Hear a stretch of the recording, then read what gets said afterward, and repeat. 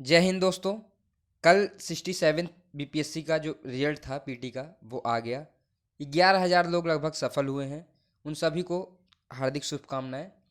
और जो लोग सफल नहीं हुए हैं दोस्तों, उनको अपनी उम्मीद नहीं तोड़नी चाहिए। देखिए, अभी ये वक्त आप लिए ये समझ लीजिए अनुकूल नहीं था, या आपकी मेहनत में कुछ कहीं कमी रह गई होगी, या ये मानिए कि कट ऑफ आप कुछ ज़्यादा चला गया। जो भी आप माने, लेकिन हिम्मत नहीं हारना है। अगर आप इस फील्ड में उतरे हैं तो कुछ सोच कर उतरे होंगे, कुछ आपके सपने रहे होंगे। उन सपनों में ताकत आप अगर अगला कदम उठाते हैं और या कदम पीछे लेते हैं, वो आपके दोनों कदम, चाहे आप पीछे लें चाहे आगे ले जाएं, वो दोनों आपको ये बताएंगे। आपके उस कदम से ये पता चलेगा कि आपके सपने में कितना दम था। अगर आप कदम पीछे लेते हैं तो ये समझिए कि आपके सपनों में उतना दम नहीं था। और अगर आप कदम आगे लेते हैं, इसके बावजूद अगर आप आगे कदम बढ़ाते हैं, तो ये माना जाएगा कि आपके सपनों में बहुत ज़्यादा ताकत थी। देखिए, कोई भी चीज़ शुरू करने से पहले कोई चीज़ होती है जो हमें मोटिवेट करती है, जिसकी वजह से हम उस क्षेत्र में अपना कदम आगे बढ़ाते हैं। तो उन चीज़ों को आप याद करिए जिसकी वजह से आप इस क्षेत्र में उतरे थे। यहाँ देखिए, कंपटीशन हर जगह है। आप किसी भी क्षेत्र में जाएंगे वहाँ पे कंपटीशन होगा। तो उम्मीद नहीं छोड़नी है। सफलता जो है ना, असफलता जो है, वो आपकी सफलता की एक सीढ़ी है। पहली जो है, पहला स्तर जो है, पहली सीढ़ी जो है, वो सफलता है। उसको आप इकट्ठा करते हुए आगे बढ़ते चले जाएंगे। उस पे ही आप उसको अपना रास्ता बनाते चलिए। उसको सीढ़ी के रूप में यूज़ करिए और आगे बढ़ते चले जाइए। वो एक दिन आपको सफलता पर लेकर जाएगी। देखिए, एक दिन की चीज़ नहीं है सफलता, वो एक प्रोसेस है दोस्तों। उस प्रोसेस को इंजॉय करिए। संघर्ष भी है, बहुत सारी दिक्कतें आती हैं, लेकिन आपको उसको धीरे धीरे धीरे धीरे आगे बढ़ना है। तो ये सब चीज़ें हैं। आप उम्मीद मत छोड़िए। नया कुछ चीज़ें आपके लिए इंतज़ार कर रही हैं, वो आएंगी। आप फिर से अपनी ऊर्जा को उसी तरीके से फिर से पावर दीजिए और अपनी चीज़ों को आगे बढ़ाइए।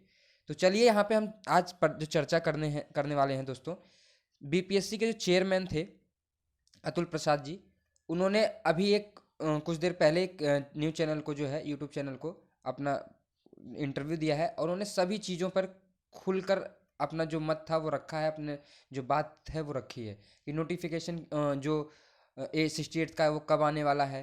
67 का रिजल्ट जो है उसमें कट ऑफ इतनी हाई क्यों गई, और जो 14 तारीख को रिजल्ट आने वाला था, क्या वो कैलेंडर मतलब लेट हुआ।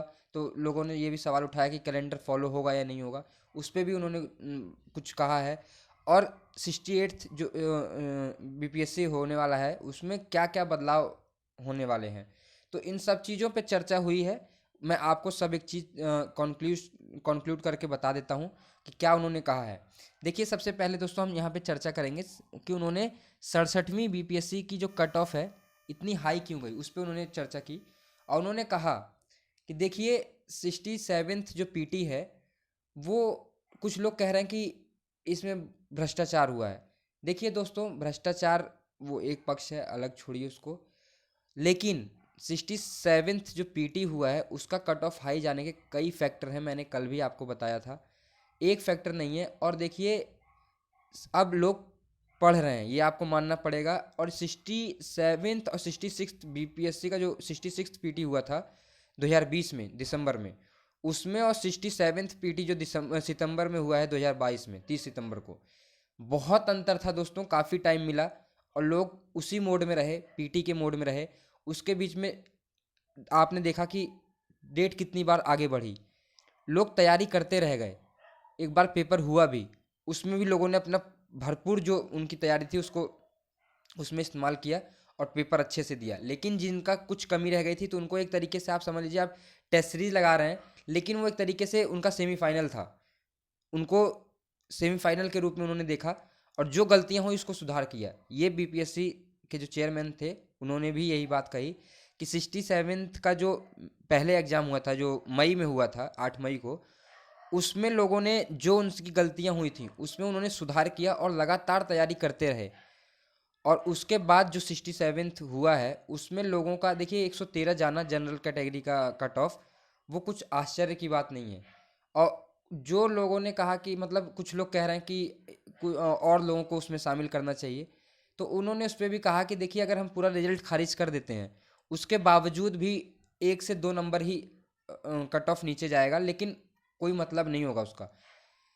तो उन्होंने इस पे ये कहा कि ये अगर आप ऐसा समझते हैं कि ये किसी भ्रष्टाचार की वजह से ऐसा हुआ या कोई और बात है, तो ये बिल्कुल नहीं है। और जब तक इसमें नेगेटिव मार्किंग नहीं आएगी, देखिए दोस्तों, इसके कई कारण मैंने कल भी आपको बताए थे।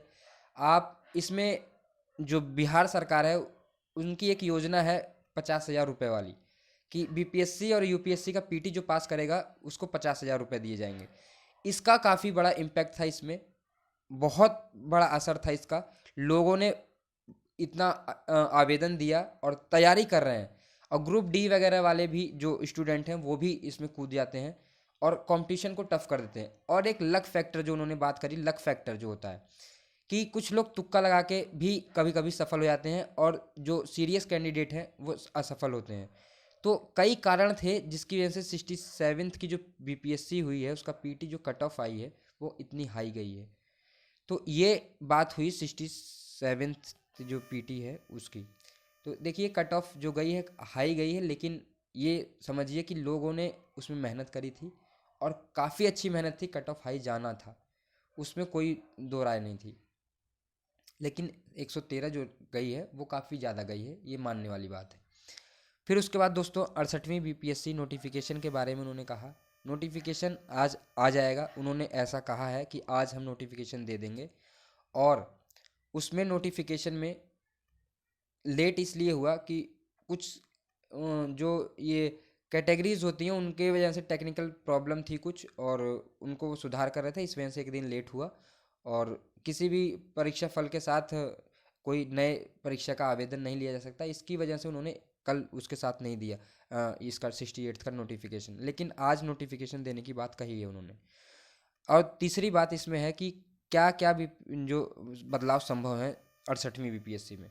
तो दोस्तों उन्होंने 3 ऑप्शन बताए हैं कि हम 3 ऑप्शन रखेंगे निगेटिव मार्किंग में, वो इस जो छात्र होंगे उनके फीडबैक के अनुसार ही वो लागू किया जाएगा। तो उसमें से उन्होंने कहा कि देखिए, हम पहला ऑप्शन ये उनका कहना था कि पहला ऑप्शन हम ये रख सकते हैं कि कुछ क्वेश्चन पे हम स्टार मार्क लगाएं और उस पे ही माइनस मार्किंग करें, कि अगर उस पर कोई गलत करता है तो उसके ज़्यादा नंबर निगेटिव होंगे, और अगर कोई उसे सही करता है तो उसको ज़्यादा नंबर दिए जाएंगे। पहला ऑप्शन उन्होंने ये डाला है नोटिफिकेशन में, ये आपको दिखेगा, इस पर ही आपको फीडबैक देना होगा। दूसरा ऑप्शन उन्होंने रखा है कि कुछ ही क्वेश्चन पे वो फीडबैक मतलब निगेटिव मार्किंग रखें, उस पर उतना ही नंबर काटें, और मतलब ज़्यादा नंबर ना काटें। जैसे कि पहले वाले ऑप्शन में था कि अगर आप गलत करते हैं तो ज़्यादा नंबर आपके निगेटिव भी होंगे, और अगर आप सही करते हैं ज़्यादा नंबर आपको दिए जाएंगे। लेकिन दूसरे वाले ऑप्शन में ये है कि सेम नंबर कटेगा, सेम नंबर आगे दिया जाएगा। अगर आप कुछ ही ऑप्शन पे, जैसे 50 क्वेश्चन पे उन्होंने स्टार मार्क लगा दिया, उसमें अगर आप गलत करते हैं तब भी एक नंबर काटा जाएगा, और अगर आप उसको सही करते हैं तब भी एक नंबर काटा जाएगा। तो सेकंड ऑप्शन उन्होंने ये दिया है। तीसरा ऑप्शन उन्होंने दिया है, जैसा कि छात्र लोग मांग कर रहे थे, कि क्या उस पे सब पे एक बराबर निगेटिव मार्किंग रखी जाए, कोई भेदभाव ना हो, क्योंकि कोई छात्र किसी के लिए एक क्वेश्चन टफ हो सकता है, किसी के लिए वो इजी हो सकता है। तो इस पर उन्होंने कहा कि देखिए, तीनों सुझाव हमने दिया है नोटिफिकेशन में, और उस पर छात्र जिस पे ज़्यादा वोट करेंगे हम उसको लागू कर देंगे, हमें कोई दिक्कत नहीं है। और दोस्तों उन्होंने ई ऑप्शन पे भी बताया कि हम देखिए ई ऑप्शन वो रखेंगे, ई ऑप्शन वो कभी नहीं हटाने वाले। उन्होंने साफ तौर पे कह दिया ई ऑप्शन रहेगा, तीनों ऑप्शन में से कुछ भी लागू होगा लेकिन ई ऑप्शन रहेगा। ई ऑप्शन का रखने का उनका जो उन्होंने कारण बताया कि देखिए, कुछ क्वेश्चन होते हैं जो बाई मिस्टेक उसके आंसर गलत हो जाते हैं, तो वहाँ पे आयोग को वो क्वेश्चन हटाना नहीं पड़ता, उसको सुविधा होती है कि वो उसके साथ जा सकता है ई ऑप्शन के साथ। तो और उन्होंने एक तर्क ये भी दिया कि अगर जितने कम ऑप्शन रहेंगे उतनी नेगेटिव मार्किंग ज़्यादा होगी, और जितने ज़्यादा क्वेश्चन रहेंगे ऑप्शन रहेंगे उतनी नेगेटिव मार्किंग कम होगी। तो कुछ इस तरीके से उन्होंने बताया है, और आज 68th का जो है नोटिफिकेशन आ जाएगा, ऐसा उन्होंने कहा है। तो ये कुछ चर्चा थी दोस्तों, और जैसा भी नोटिफिकेशन आता है हम उसकी इन्फॉर्मेशन आपको देंगे। लेकिन मैं आपसे ये कह देना चाहता हूँ कि 68th का जो आवेदन होगा और जो उसमें फीडबैक देना है, वो पहले आम सहमति बन जाए, उसके बाद ही आप उस पर फीडबैक देंगे अपना। अलग अलग अगर छात्र बटेंगे तो वहाँ पे कुछ भी हो सकता है, कुछ छात्र ए ऑप्शन के साथ जाएंगे, कुछ बी, कुछ सी, तो इसमें दिक्कत होगी। पहले आप आपसी सहमति बना लेंगे, उसके बाद ही उस पर फीडबैक देंगे। और उसके बाद ही आवेदन करें। हम लोग भी पोल कराएंगे, अन्य चैनल वाले भी आपसे पोल करवाएंगे, आपका फीडबैक लेंगे। उसके बाद ही आप 1-2 दिन बाद ही, क्योंकि 1 महीने का वक्त मिलता है, 1-2 दिन आप इंतज़ार करिए, उसके बाद आप आवेदन करना स्टार्ट करिएगा। तो इसके साथ और जो कुछ भी खबर होती है दोस्तों हम बताएंगे। चैनल को आप सब्सक्राइब कर लीजिए। धन्यवाद।